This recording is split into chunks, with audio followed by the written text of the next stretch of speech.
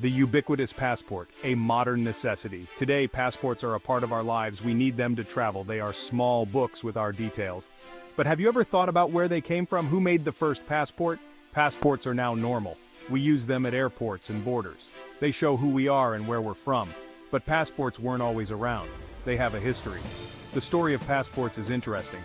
It's about control and freedom. It's about how countries manage who comes in and out. This story starts a long time ago. Let's explore the history of passports. We'll learn who made them and why. We'll see how they changed the world. And we'll think about what life would be like without them. After Henry V, passports became more common. More countries started using them. They were a way to control who came in and out. This was the start of border control. In the 1500s and 1600s, passports changed. They were not just for protection anymore, they became a way to show who you were.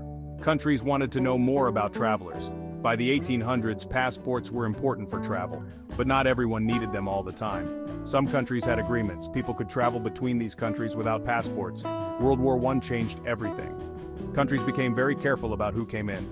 After the war, passports became necessary for most international travel. This is when our modern passport system began. Section 5. Passports as tools of discrimination. Passports can be used in bad ways. Sometimes countries use them to keep certain people out. This is a form of discrimination. It has happened many times in history. For example, in the early 1900s, the United States made laws about passports. These laws made it hard for people from some countries to enter. They targeted people from Asia and Eastern Europe. Even today, some passports are seen as better than others. People with passports from rich countries can travel to more places. People with passports from poor countries have fewer options. This creates unfairness in the world. It means some people have more freedom to move than others, all because of the passport they hold. This shows how passports can divide people.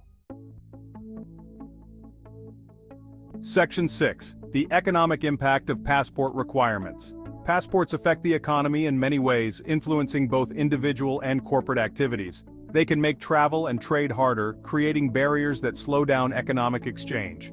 This is especially true for poor countries where the cost and complexity of obtaining a passport can be prohibitive. Let's look at how passports impact business and tourism, two critical sectors of the global economy. For businesses, passports can be a problem, especially when it comes to international operations. They make it hard to move workers around efficiently, causing delays and logistical challenges. Companies might need to send experts to other countries, but complex visa rules can hinder this. Visa rules can stop this, leading to missed opportunities and stalled projects. This can slow down projects and cost money, impacting overall productivity and profitability. Tourism also suffers because of strict passport rules, which can deter potential travelers. Some people don't travel because it's too hard to get a visa, leading to lost tourism revenue. This means less money for countries that depend on tourism, affecting local businesses and economies. It's a big loss for their economies, reducing income and employment opportunities. Passport requirements also create costs for governments, which must manage and enforce these regulations. They need to make passports, check them at borders, and fight passport fraud, all of which require significant resources. All of this costs a lot of money, diverting funds from other essential services. This money could be used for other things, such as healthcare, education, and infrastructure development. Section 7. Privacy concerns in the age of biometric passports. Modern passports have changed a lot. Many now have computer chips. These chips store a lot of information about us. This includes our fingerprints and face scans. These are called biometric passports.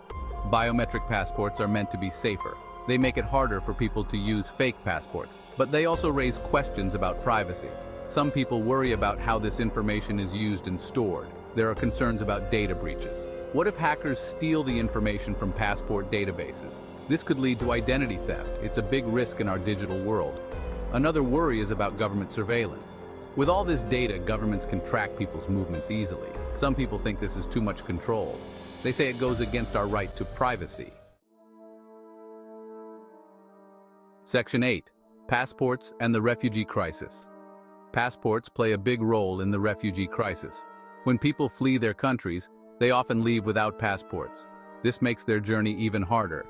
It's difficult to cross borders without proper documents. Many refugees can't get passports from their home countries. They might be running from those same governments. This puts them in a tough spot.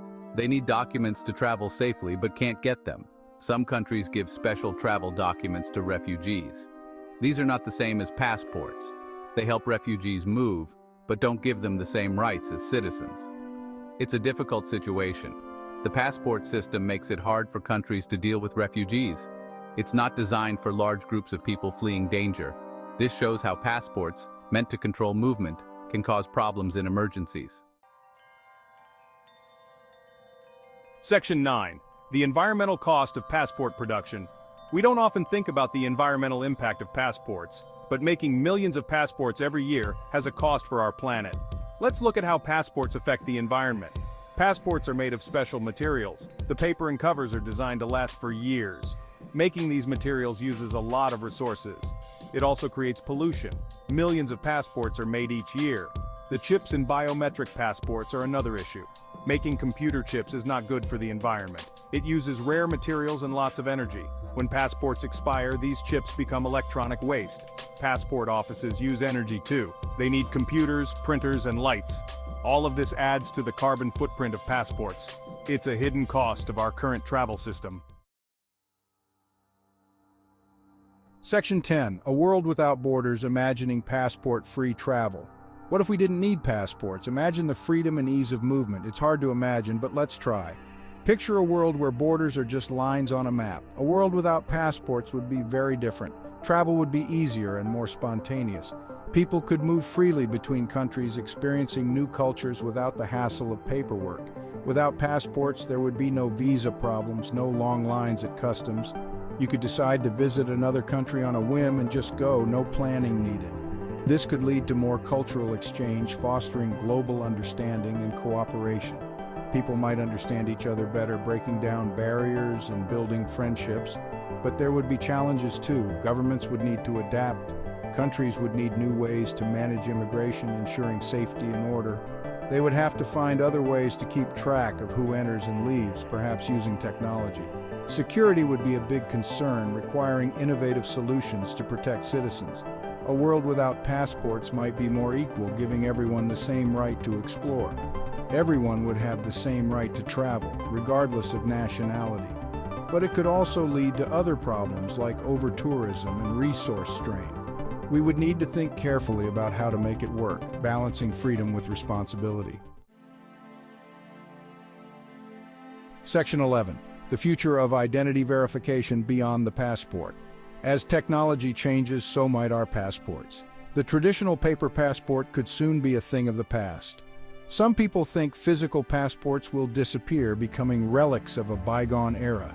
They might be replaced by digital IDs, which could revolutionize the way we travel. This could change how we travel and prove who we are, making the process more seamless and efficient.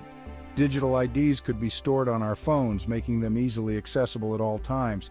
They might use things like eye scans or fingerprints, adding an extra layer of security.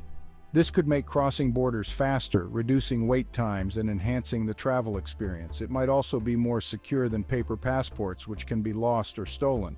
But digital IDs have problems too, such as technical issues and accessibility concerns. Not everyone has a smartphone. What about privacy? These are significant hurdles to overcome. How would we keep this information safe? Ensuring privacy and security is paramount. These are big questions we need to answer before fully adopting digital IDs. The future of identity verification is exciting and scary, filled with both potential and uncertainty. It could make travel easier, more convenient, and more efficient for everyone, but it also brings new risks, such as data breaches and cyber threats. As we move forward, we need to think about what's best for everyone, ensuring inclusivity and fairness. The passport story isn't over yet. It continues to evolve, adapting to the needs of a changing world.